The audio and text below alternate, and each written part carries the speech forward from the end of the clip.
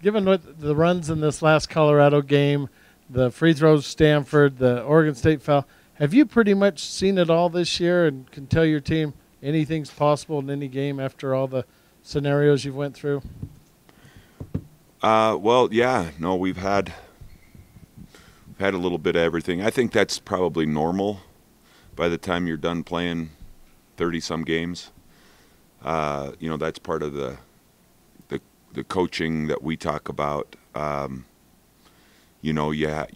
Maybe you don't rebound in a game, you turn it over, you miss free throws, you don't screen. Those things all rear their head by the time the season's over. And I've always talked about that we've learned all the different lessons. Now it's time to start piecing it together. I'm sure you can make some different things up at this point that we haven't encountered, but, lessons have been learned, I think.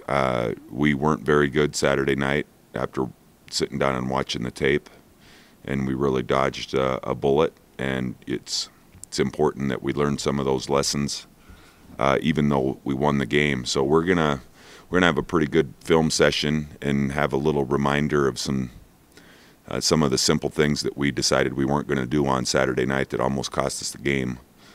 We need a little bit of a refresher and a reminder before we head into Vegas, and we can't have any of that slippage.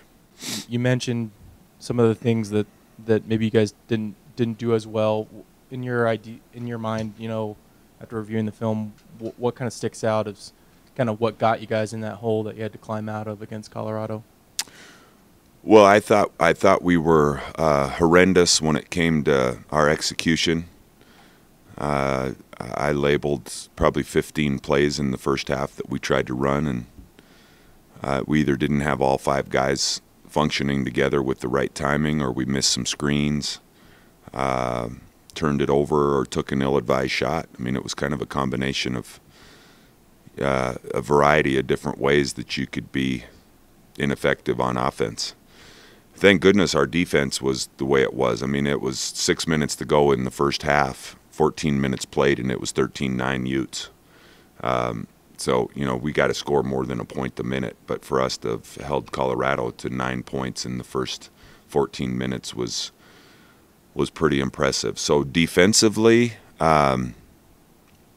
with the exception of transition and secondary opportunities, we weren't very good in defensive transition when the ball was coming fast. We gave up some quick threes and had some breakdowns that way. But once we got them to play in the half court, we were pretty solid. Our zone was good, and we were down 7 at halftime on the glass, and we managed to beat them by 1. And that was one of the things that I mentioned on the board. It was it was a little prophetic to say that if we won the rebound game, and I was just asking our guys to win by 1, that we would win the game. And so we came back and had a +8 advantage in the second half and managed to have a 1 rebound advantage overall in the game. But that's the top rebounding team, I think, in our conference, certainly offensive rebounding team. So we did enough, in regards to that. I just thought we were too lackadaisical on offense, and then didn't get back with the sense of urgency that we needed to on defense, and we gave up, I think, maybe 15 points early in transition that we can't allow to happen. Larry, the all-conference teams that are going to be named tonight and the player of the year and all that, Jakob's certainly going to win something. Can you just talk about the impact he had during conference play? And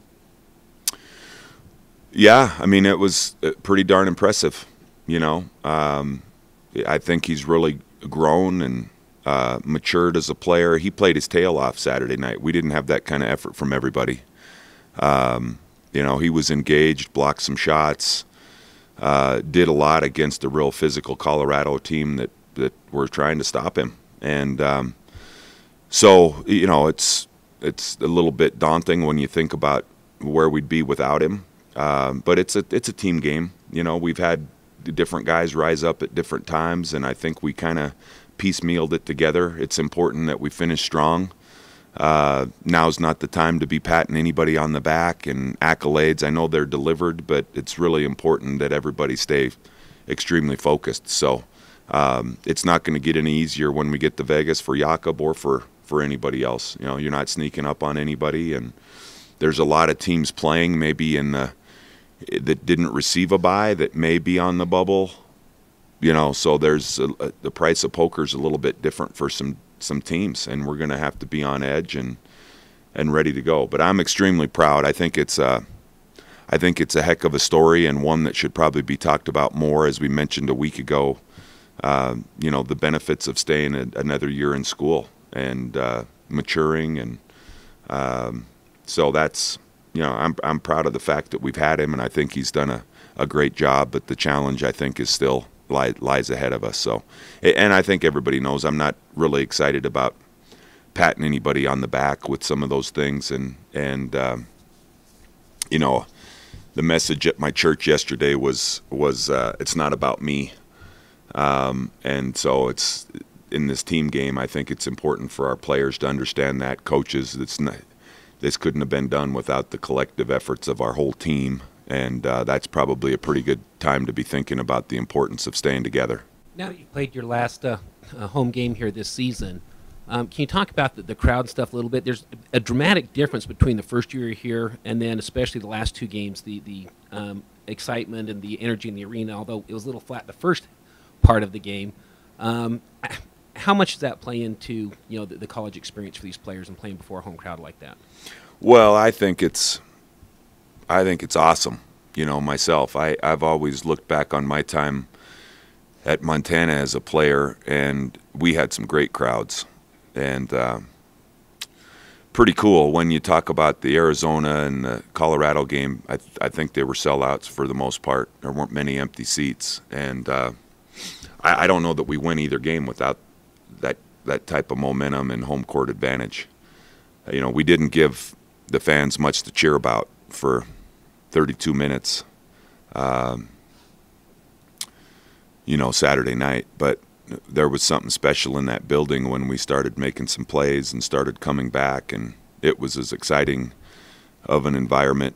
And sometimes I don't pay attention to it when it's live, but when you watch the game on video and you talk to people, you know, in the audio video department, that talk about the decibel level being as high as it's ever been in the Huntsman Center since it's been recorded, and some of those things.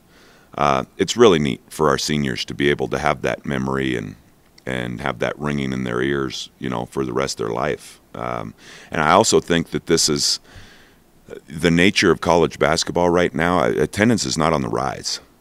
You know, it's with the advent of a lot of TV and a lot of different times, and I think people are creatures of habit. It used to be probably a heck of a lot easier to play at 7 o'clock on Thursday and Saturday, and people could kind of set their clock and become that creature of habit. Now we play, you know, at noon, at 9, at who knows when, and I'm not complaining. It's just it makes it harder for people to follow.